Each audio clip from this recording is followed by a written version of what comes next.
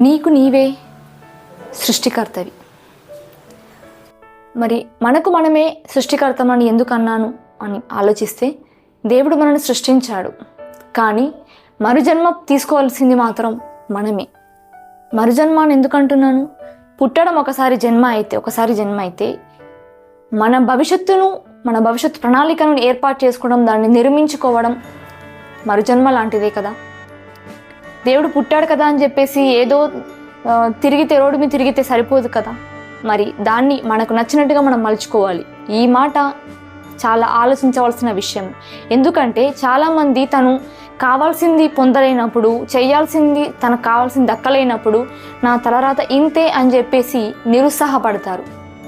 అది ఎంతవరకు కరెక్టో మనం ఆలోచిస్తే, దేవుడు ఒక తెల్ల పేపర్ లాగా మనని భూమి మీదకి పంపిస్తాడు. అది నిజం. ఎందుకంటే మనం ఆ తెల్ల కాగితంలాగే ఉంచాలా, లేదా మనకు నచ్చిన విధంగా మంచి చక్కని హ్యాండ్ రైటింగ్ తోటి రాసుకోవాలనేది మన చేతుల్లో ఉంది, దేవుడు చేతుల్లో కాదు. కానీ చాలామంది దేవుడిని నిందిస్తుంటాము. అది ఎంతవరకు కరెక్ట్ అండి? ఒకటి, మనిషి చూసుకున్నట్టయితే చాలా బలహీనుడు, నిస్సహాయపరుడు. ఎందుకు ఈ మాట అన్నా అంటే, పక్షిలాగా మనం ఆకాశంలో ఎగరలేము, అదేవిధంగా సింహంలాగా వేగంగా పరిగెత్తలేము. సో అలాంటిది మన మనుషులకు ఉన్నటువంటి అద్భుతమైన శక్తి మానసిక శక్తి.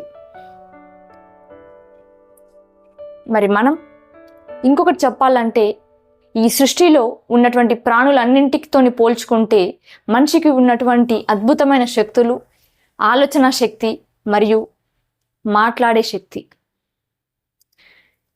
ఒక చిన్న ఎగ్జాంపుల్తో తీసుకుంటే, ఫస్ట్ మనిషి ఏ పని చెయ్యాలన్నా తన మీద తన నమ్మకంతో చేయాలి.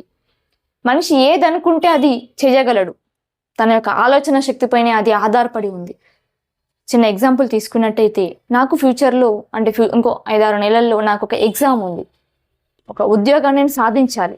మరి దానికి కావాల్సింది ఏంటి? నేనేం చేయాలి? కష్టపడి ఇష్టపడి ఒక ప్రణాళికను రూపొందించుకొని ఏం చేస్తే, ఎలా చదివితే నాకు ఉద్యోగం వస్తుందనే దిశలో ఆలోచిస్తూ నేను చదవాలి. ఫైనల్గా నేను ఎగ్జామ్ రాసి ఉద్యోగాన్ని సంపాదించగలను.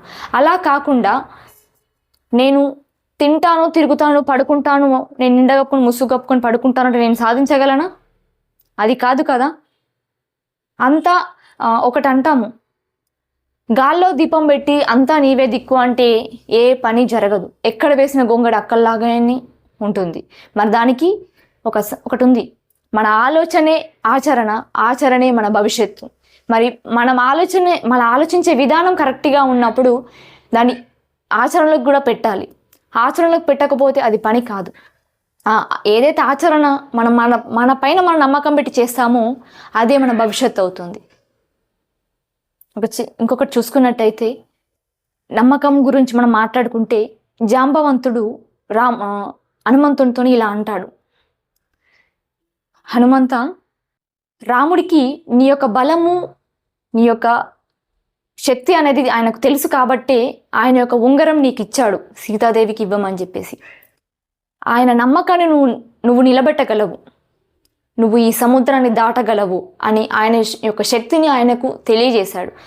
జాంబవంతుని యొక్క మన ప్రోత్సాహంతోనే అంతటి సముద్రాన్నైనా దాటగలిగాడు, సీతమ్మ జాడ కనిపెట్టగలడు.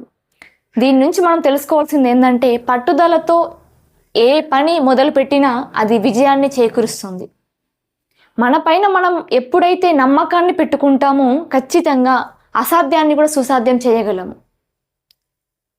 ఫస్ట్ మన పైన మనకు నమ్మకం లేకపోతే మనం ఏం చేయగలుగుతాము? ఏ పనైనా ఆరంభ శూరత్వం లాగే ఉంటుంది.